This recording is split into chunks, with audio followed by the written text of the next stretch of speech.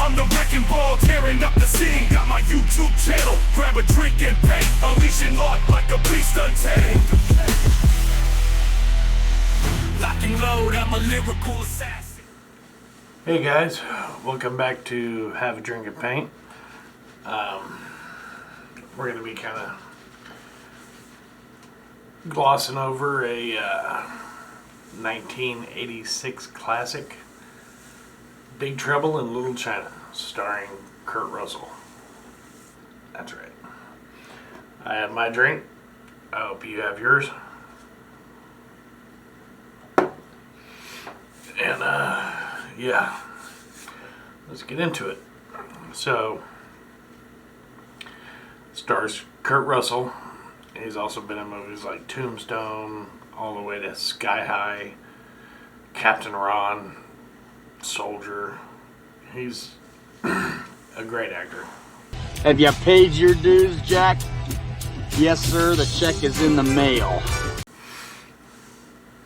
And he is paired with Victor Wong. I'm sorry, he's not paired with Victor Wong. Victor Wong is kind of the older guide, spiritual guy that ends up helping them save who they need to save by the end of the movie. But he was in Three Ninjas, might have been in Gremlins, I want to say, maybe not. Anyways, the villain of the movie is James Hong. He's been in a ton of movies. I mean, Blade Runner, Wayne's World 2. He's been in a lot of movies. Google his name. You'll find him. So the villain of the movie has his own army. And it's three guys. Carter Wong plays Thunder. Peter Kwong plays Rain. And James Pax plays Lightning, I think. Something like that. But yeah, so you got Thunder, Rain, Lightning. Rain never exudes water, so you would not assume his name was Rain. By the way the movie plays out, you assume his name is Wind. Just saying.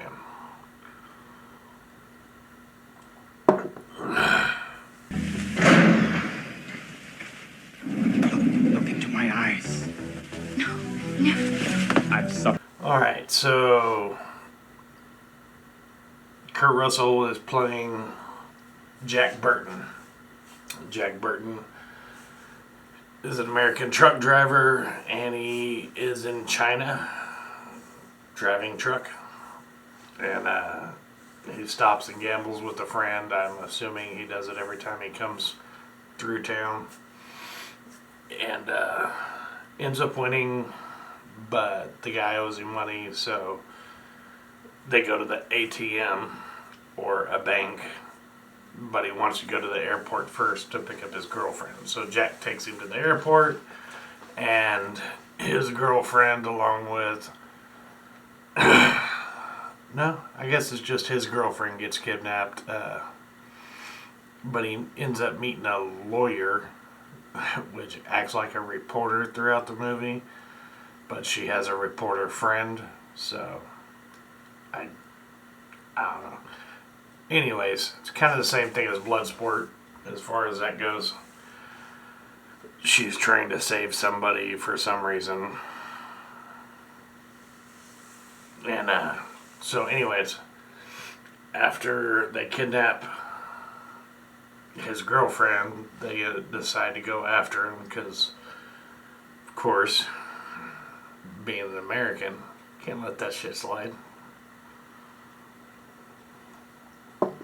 So, old Jack Burton does what Jack Burton does.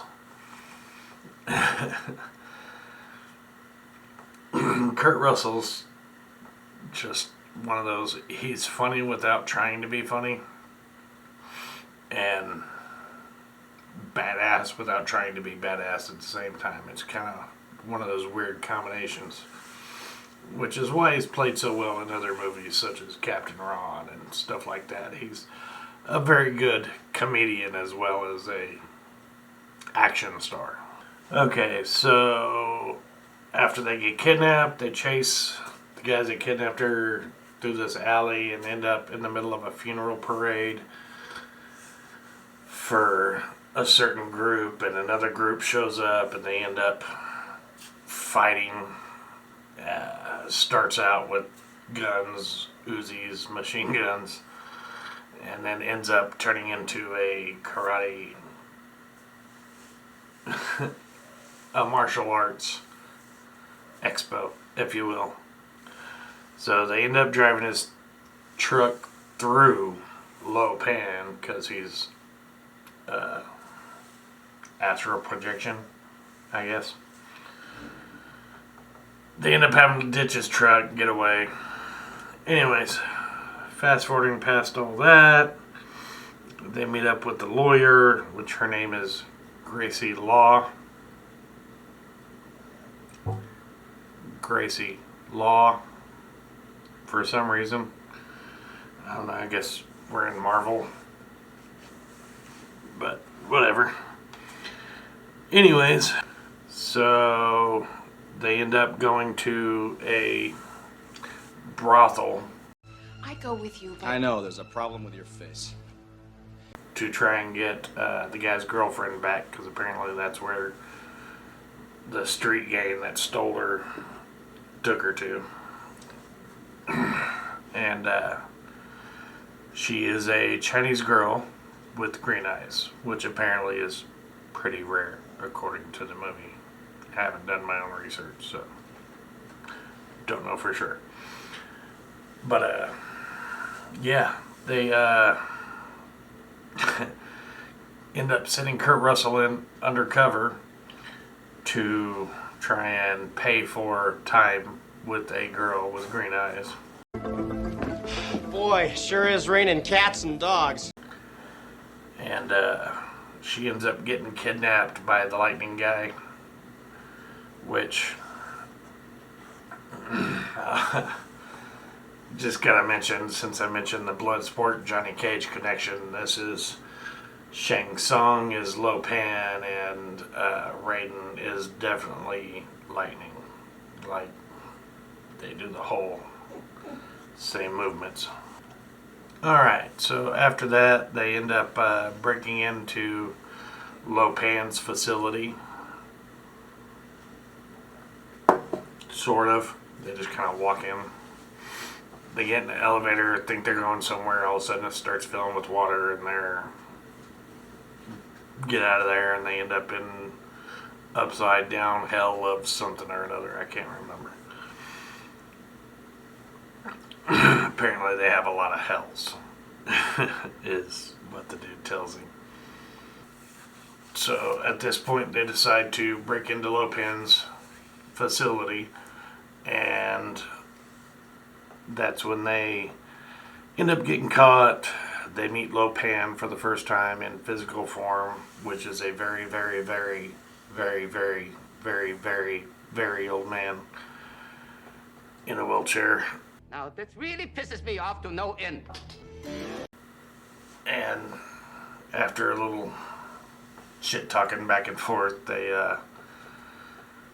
end up breaking free.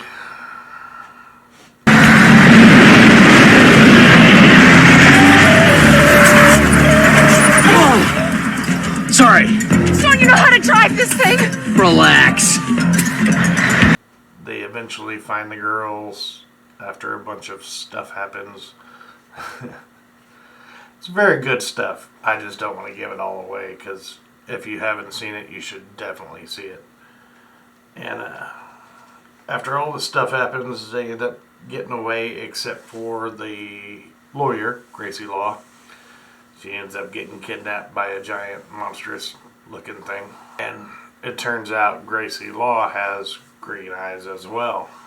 So, anyways, they go back to the restaurant that his buddy owns, and they hook up with Egg Shen, and he fills their heads with all this stuff, and they end up going underground to get back into Lopan's facility to rescue both of the girls now, since they are both kidnapped. They break in. At one point, there's this eyeball monster. It's like this floating head that has like an eyeball in his mouth, and like Lopan can see what he sees type thing. So it's like a drone, basically. That thing's pretty cool. I want to say there was a toy of it, maybe when I was a kid, possibly. I'll have to Google it and check it out. But they end up breaking in. One of the guys fights Thunder, one of the guys fights Cloud. Cloud ends up puffing up into a big puffer fish and exploding. So basically did himself in. The other guy, Jack's partner, takes care of Rain. And then they end up like dropping a big rock on Lightning, which was not a good ending for him. I would have liked to have seen him have way more screen time, but just me personally.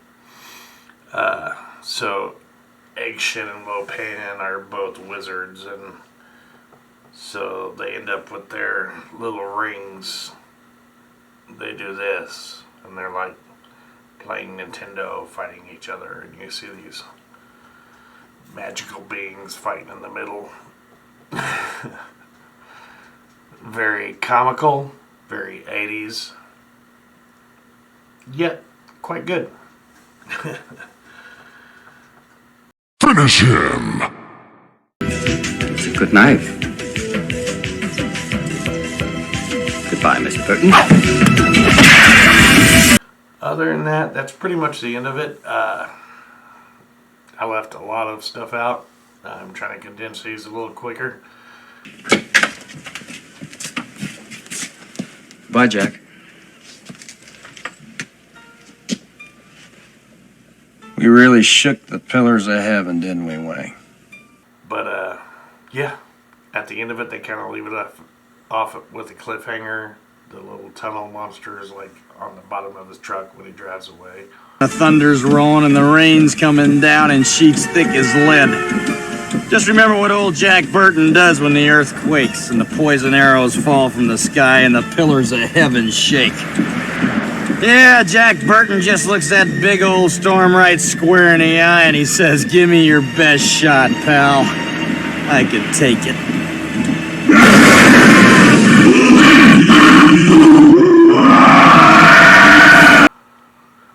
But, yeah, very good movie. Kurt Russell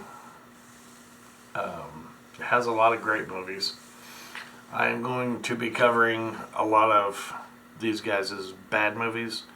Jean-Claude, Arnold, Kurt Russell, Steven Seagal, pretty much all it is.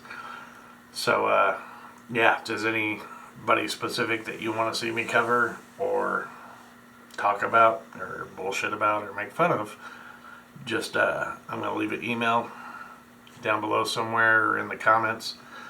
So yeah, just shoot that to me and we'll see what we can do. In the meantime, I appreciate you watching.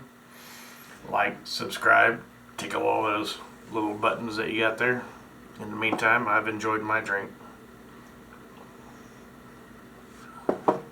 Hope you enjoyed yours. And yeah, we'll see you next time. Thanks for watching.